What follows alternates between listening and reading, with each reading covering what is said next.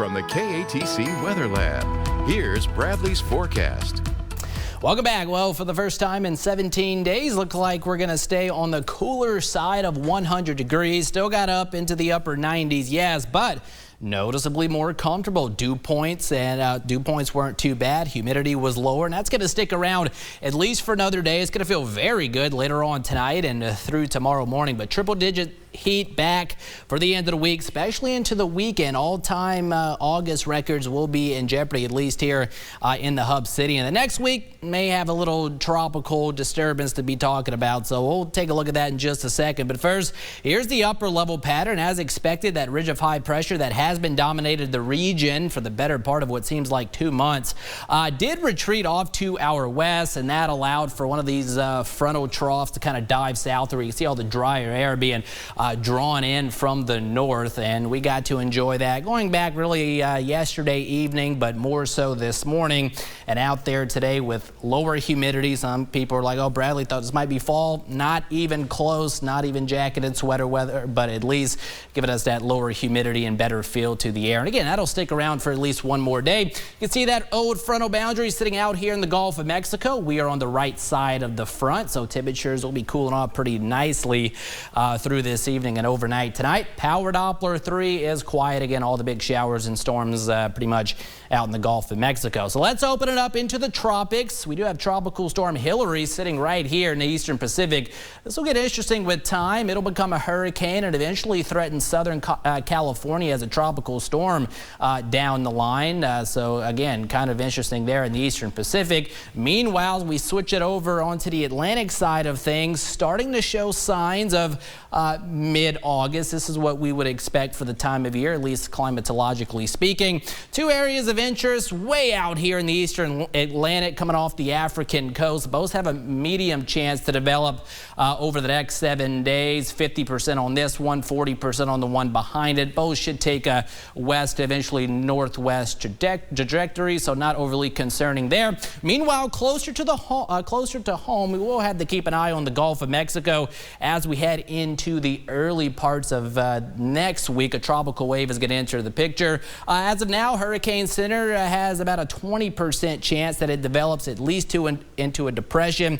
Weak tropical storm could be possible. If so, the name would be Emily, but both the GFS and European model keep it rather weak in nature, at least for now, so that would be some good news. But at the same time, we're going to have to watch it closely simply because the Gulf of Mexico is so hot this year. So here we go with the European model. Shows that tropical wave entering the eastern Gulf as we head into the latter parts of the upcoming weekend. It's going to be on a westward track. European model definitely the most optimistic on showing beneficial rainfall here locally in Acadiana. I will point out that the GFS shows a lot of that deeper tropical moisture kind of shuttled off to our south into Texas. So that is still somewhat of a question mark, but notice maybe a broad low pressure trying to develop here with time. So we'll keep an eye on it. Got to be careful what we wish for. Yes, we know we need the beneficial rain, but certainly we don't need a full-blown tropical system out there in the Gulf of Mexico. So again, just something we'll monitor here in the days ahead. Should come into better focus by the end of the week and into the weekend. In the short term, let's talk about the good stuff. Temperatures overnight tonight heading for the mid-60s. Northern Acadiana, lower 60s could be sprinkled in there from Oakdale, Bunkie up towards Alexandria. Upper 60s to right around 70 degrees here along the I-10 corridor, and should see similar numbers across the coastal parishes. So feeling very good tomorrow morning. Tomorrow afternoon, quite hot, upper 90s to lower 100s, but the humidity values will be kept in check, at least for another day. So the heat indices are not going to be off the charts. We're not talking 112 to 116, instead upper 90s to lower 100s, and certainly it's the small victories this time of year. We'll go 70 for the projected low tonight, at least here in Lafayette, but most of Acadiana probably at least briefly dipping into the mid and upper 60s.